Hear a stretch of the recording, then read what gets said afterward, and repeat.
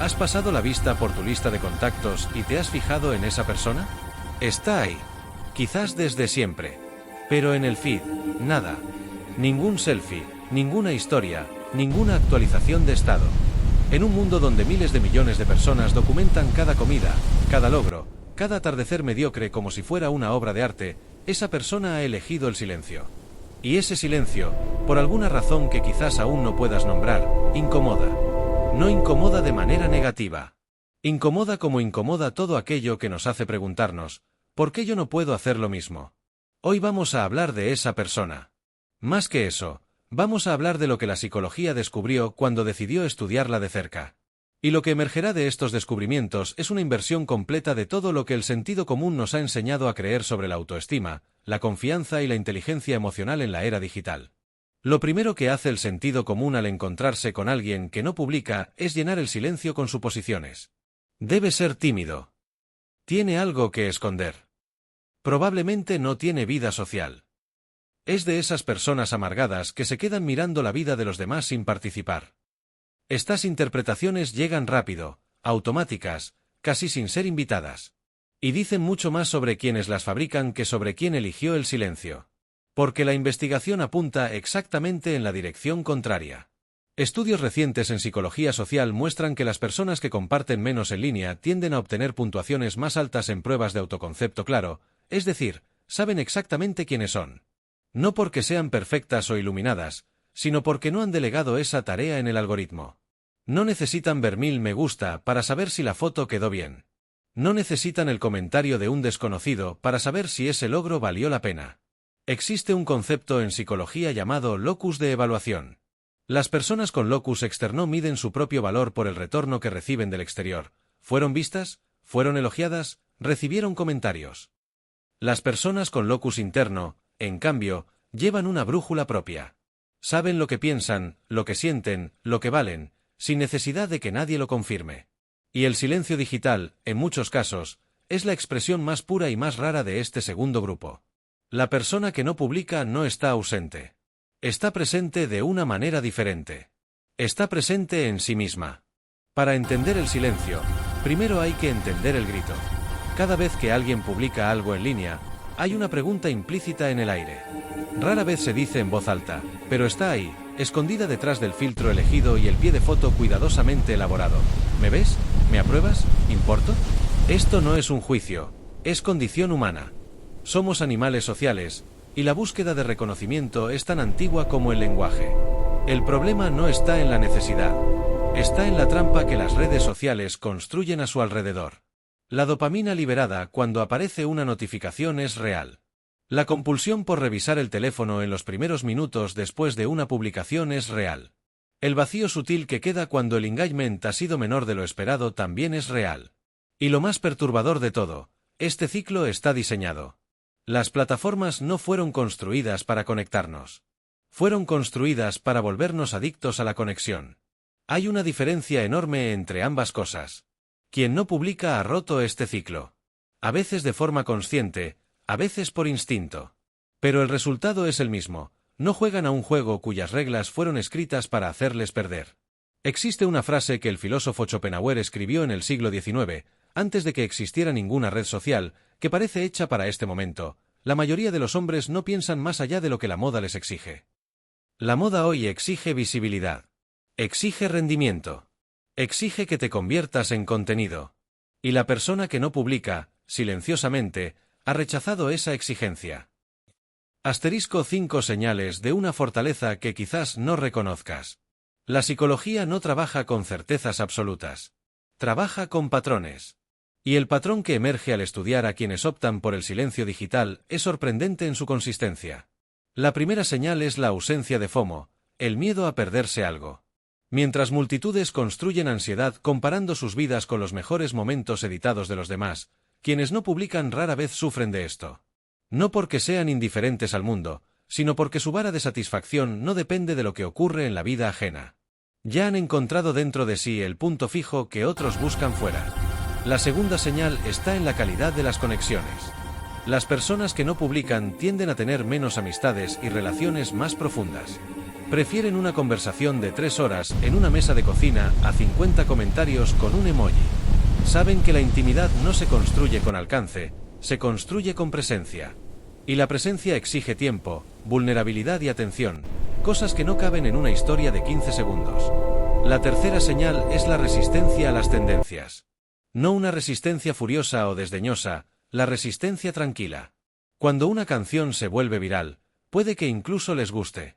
Pero no la publicarán solo porque todo el mundo lo está haciendo. Cuando un tema estalla en las redes, pueden tener una opinión clara sobre él. Pero no producirán contenido al respecto solo porque el algoritmo está premiando el asunto. Esta distinción entre gusto genuino y presión de grupo es más rara de lo que parece, y es un marcador silencioso de un autoconcepto sólido. La cuarta señal es la comodidad con el vacío. En un mundo que ha convertido al aburrimiento en enemigo público, quien no publica demuestra a menudo una capacidad poco común de simplemente estar. Sin llenar cada silencio con estímulos. Sin convertir cada momento ocioso en una oportunidad de consumo o producción de contenido. La neurocientífica Mary Ellen Immordino-Young demostró que es precisamente en esos momentos de reposo mental donde el cerebro procesa emociones complejas, consolida aprendizajes y construye la narrativa de la identidad. El aburrimiento, en su justa medida, no es ausencia de vida. Es donde la vida se organiza. La quinta señal es la distinción entre soledad y solitud. La soledad es dolor. Es el vacío que quema cuando no hay nadie. La solitud es elección. Es el silencio buscado activamente para encontrar la propia voz. Quien no publica generalmente domina esta segunda categoría. Consigue estar consigo mismo sin incomodidad, sin la urgencia de escapar hacia el teléfono, sin necesidad de ruido externo para acallar el ruido interno. Y esto, en el nivel de madurez emocional, es extraordinariamente raro. Existe un costo que rara vez aparece en la cuenta. Cuando publicas tu vida en línea, entregas fragmentos de ti a un sistema que no tiene interés en tu bienestar, tiene interés en tu atención. Entregas tu ubicación, tu estado emocional, tus miedos y tus aspiraciones, codificados en los productos que clicas, en las noticias que consumes, en las personas que sigues. Y el sistema devuelve exactamente lo que te mantiene dependiente. Validación en la dosis justa para crear hambre, nunca saciedad. Quien no publica escapa, en gran medida, de este intercambio. Pero hay algo aún más sutil ocurriendo. Cada vez que publicamos algo para recibir aprobación, estamos diciendo implícitamente que nuestra experiencia necesita ser validada externamente para valer. Que el viaje solo fue real después del me gusta. Que el logro solo existió después del comentario. Con el tiempo, esto erosiona algo fundamental, la capacidad de tener una experiencia completa en sí misma, sin la mediación de la mirada del otro. La psicóloga Sherry Turkle, del MIT, pasó años estudiando cómo las redes sociales alteran nuestra relación con la soledad y con la presencia. Su conclusión fue incómoda: nos estamos volviendo cada vez menos capaces de estar solos con nosotros mismos. La compulsión por registrar y compartir es, en parte, una huida del silencio interior. Y el silencio interior, cuando nunca se habita, comienza a parecer aterrador. Quien no publica no le teme a ese silencio. Vive en él. Y poco a poco, desarrolla algo que las redes sociales rara vez entregan: la intimidad con la propia vida. Carl Jung decía que la introversión no es cuestión de timidez. Es sobre dónde encuentras energía. Los extrovertidos se recargan en el contacto. Los introvertidos se recargan en el recogimiento. Y muchas de las personas que eligen el silencio digital no son antisociales, son pensadores profundos que necesitan silencio para escuchar lo que realmente están pensando. El problema de las redes sociales para este tipo de mente es estructural. Las plataformas fueron construidas para contenido de consumo rápido. 30 segundos de atención, desplazamiento, siguiente. Lo que no cabe en 30 segundos simplemente no existe en este ecosistema. Y hay toda una categoría de pensamientos, reflexiones y preguntas humanas que exige más que 30 segundos. Exige horas. A veces años. Quien vive en el silencio digital a menudo está procesando esas capas más profundas. No porque sea superior, sino porque ha encontrado un espacio donde ese procesamiento es posible. Y cuando abre la boca, lo que sale rara vez es trivial. Hay algo magnético en personas así. Te encuentras con alguien que no habla mucho, que no publica nada, que no corre tras la visibilidad. Y cuando tienes una conversación real con esa persona, sientes que ha sido visto de una manera que 1000 me gusta nunca podrán replicar. Porque estaba presente. Completamente. Sin la mitad de su atención en el teléfono, sin formatear lo que dices para convertirlo en contenido para la próxima publicación. Simplemente allí, escuchando. Esa presencia plena es escasa. Y todo lo que es escaso, con el tiempo, se vuelve valioso. Asterisco la discreción con Boyle. Vivimos en una cultura que ha confundido visibilidad con relevancia, que cree que existir es lo mismo que aparecer, que mide el impacto en visualizaciones y la autoridad en seguidores.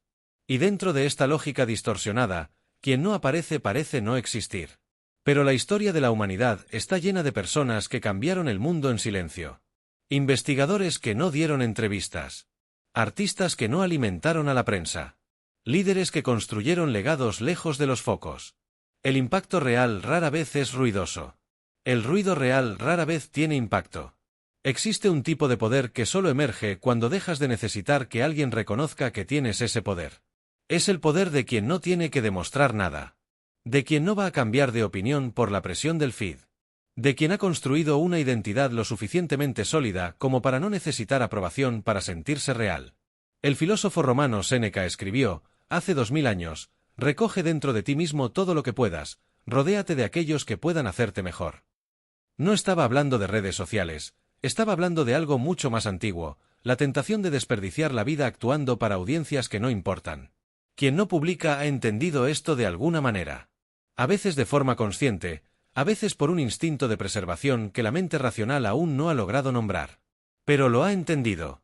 Y esa comprensión, silenciosa y sin cartel, es quizás la señal más clara de madurez psicológica que existe en la era de la exposición. Al final, lo que la psicología del silencio digital revela no es sobre quien no publica. Es sobre lo que la necesidad de publicar dice de todos nosotros. Porque en el fondo, la mayoría de las personas que publican compulsivamente no lo hacen por vanidad. Lo hacen porque han aprendido, a lo largo de años de refuerzo algorítmico, que su existencia necesita confirmación externa. Que una vida no registrada es una vida desperdiciada. Que el valor de una experiencia se mide por el engagement que genera. Y cuando te encuentras con alguien que no cree en eso, que vive su vida completamente, profundamente, sin necesidad de que nadie pause el desplazamiento para validarla, sientes un malestar específico. Un malestar que, si tienes el valor de sentarte con él el tiempo suficiente, revelará una pregunta que estaba esperando ser hecha. No es ¿por qué ella no publica? Es ¿qué sentiría yo si también me detuviera? Esta pregunta, respondida con honestidad, es el comienzo de algo.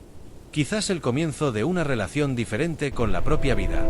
Quizás el comienzo de una presencia más plena, más real, más tuya. Quizás solo el comienzo de una tarde sin teléfono. Pero los comienzos, como el silencio, suelen ser subestimados. Y son, casi siempre, donde todo lo importante sucede.